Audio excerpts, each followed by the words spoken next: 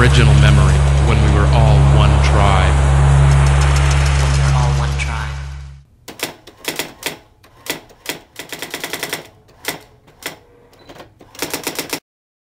I'm here today because we're on an anti-war vigil, which we come twice a month usually. We're coming more often because we're very concerned about what's happening in Iran. I'm here protesting because I don't think the American government has any business being in Iran or Iraq. As far as I can see, they're there for economic reasons. In other words, for the oil. Americans are being killed, Iraqi children, Iraqi women, innocent people are being killed for the few, and the few rich people who want to grab the oil.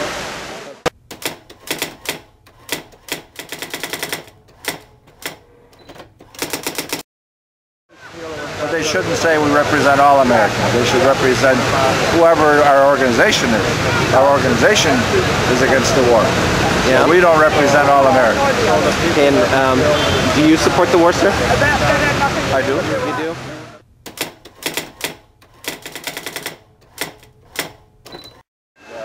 There are wars that are just wars. And people like this have you think that there are wars. All wars are unjust. No, I don't believe preemptive war is ever justified. There's always a way to speak. I mean, when you have children, like, you don't say, okay, well, I'm going to go beat up the brother just in case he's going to come and trip me or do something or put, gum in my soup or something. You don't say that. You say, the two of you talk together and work it out and that sort of thing. So when we teach our children to work things out and be peaceful, between countries we should do the same thing. Let's go. I want them to say why it's unjust, not just that it's unjust. Why is it unjust? War. It doesn't serve any purpose. It just gets people killed.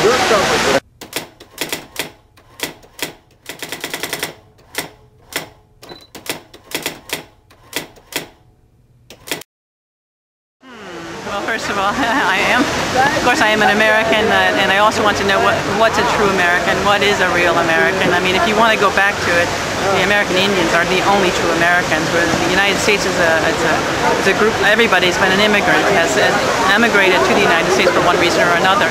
And I don't understand people who, it's a country that welcomed people who were persecuted, and now we are persecuting others. And the whole philosophy, the whole Bush philosophy and neocons is just contrary to what I think is really American.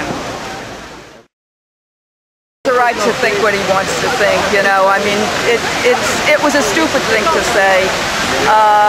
We are Americans, we all have American passports. It's not because one lives abroad that one becomes a member of that particular nation. People who immigrate to the United States remain whatever they are. Their kids become Americans, but the others remain whatever they are. I am certainly not French. I was born and raised in New York City, and I am American. And he couldn't, I don't know what his game was. Maybe he just couldn't conceive of Americans being against the war, but the majority of Americans are against the war. He's in the minority. Okay.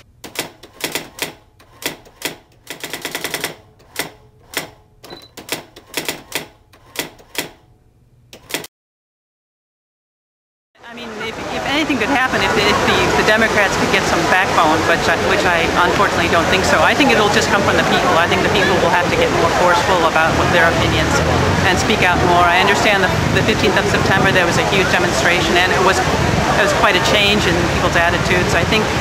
But unfortunately, America is now suffering economically and will continue. And that's a way to keep people under control when economically they don't have, they're worried about their jobs.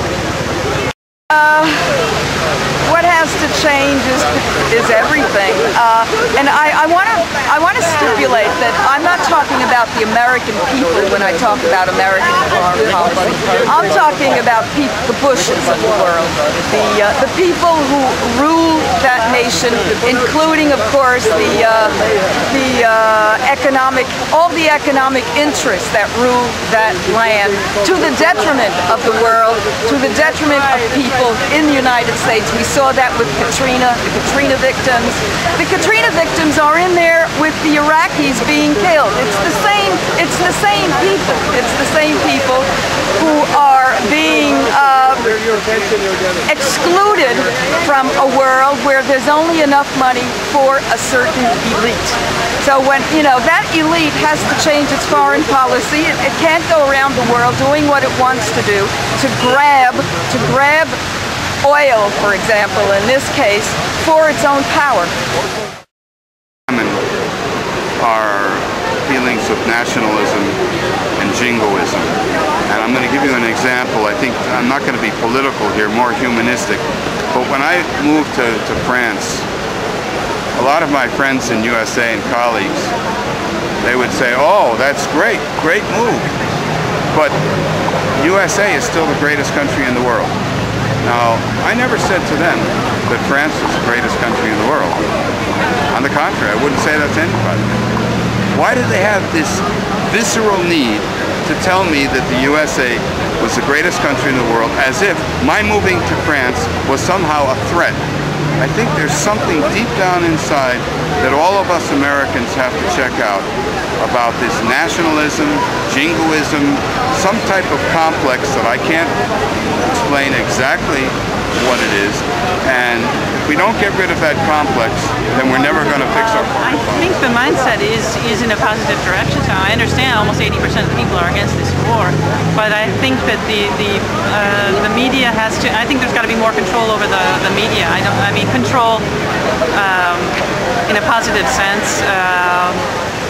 So that the American people control their own, what they hear and what they want to hear, and that they're not owned by corporations, the large media.